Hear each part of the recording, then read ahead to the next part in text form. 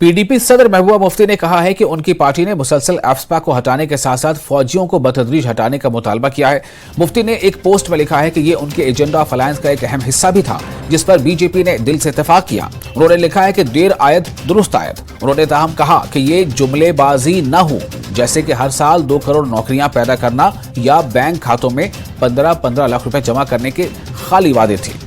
महबूबा मुफ्ती ने कहा कि उम्मीद की जा सकती है कि वो कम से कम इस मामले में अपना अहद पूरा करेंगे, क्योंकि इससे जम्मू कश्मीर के लोगों को बहुत बड़ी राहत मिलेगी।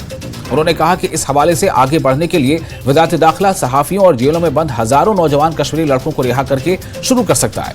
उन्होंने कहा कि ये नौजवान बगैर किसी इल्जाम या मुकदमे के जेलों में बंद हैं। वाज़ेह रहे कि अमित शाह ने कहा है कि मरकज एफस्पा को हटाने और जम्मू कश्मीर से फौज के इनखला पर गौर करेगा।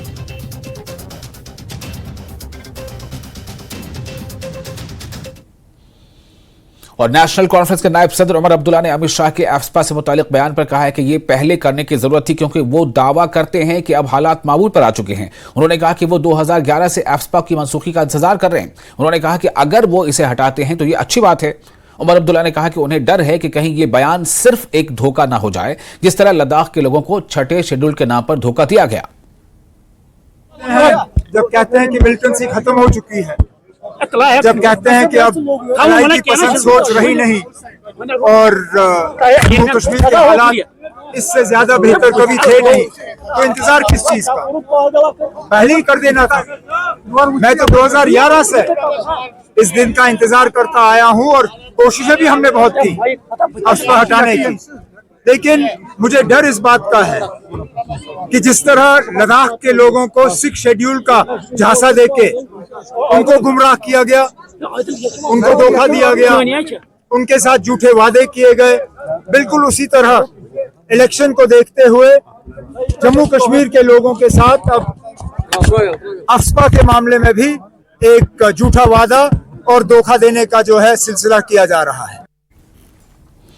और बीजेपी लीडर अल्ताफ ठाकुर ने एफस्पा पर महबूबा मुफ्ती के तबसरे पर कहा है कि वो कुछ नहीं कर सकती हैं और हमने देखा जब वो वज़ीर आला थी। अल्ताफ ठाकुर ने कहा कि 2019 दहशतगर्दी के ताबूत में आखिरी कील साबित हुआ है। देखिए, महबूबा जी एक पत्थर उधर से उधर नहीं कर सकती है। वो हमने देखा है जब वो सीएम यहाँ की थी, एक पत्थर उन्होंने यहाँ हटा नहीं सकी। और जहां तक एफस्पा हटाने की बात है या फौज को बैरकस में वापस भेजने की बात है, मौजूद वक्त है। जो कल गृह मंत्री साहब ने भी कहा, अमित शाह जी ने कहा, देखिए बहुत बड़ी चेंज आई है जम्मू कश्मीर में 2019 के बाद। अब जो महबूबा जी के वो उसकी जो स्पॉन्सर्ड, जिनको वो स्पॉन्स करती थी, कैलेंडर, पोलेट, बैलेट, हड़ताल, वो दौर गुजर चुका है।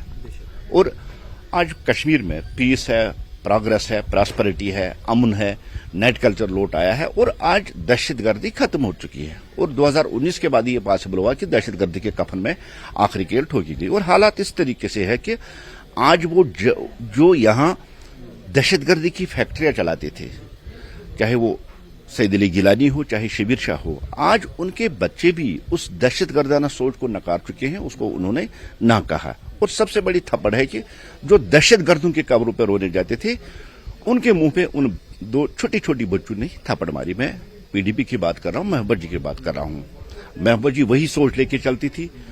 और 2019 के बाद जो बहुत बड़ी तब्दीली जम्मू कश्मीर में, खासकर हालात ही ठीक नहीं, लोगों की सोच भी बदली है, लोगों का मन भी बदला है। और आज सप्रेस्ड लोग कह रहे हैं कि हम नेशनलिज्म के साथ हैं और हम हिंदुस्तान के साथ ही।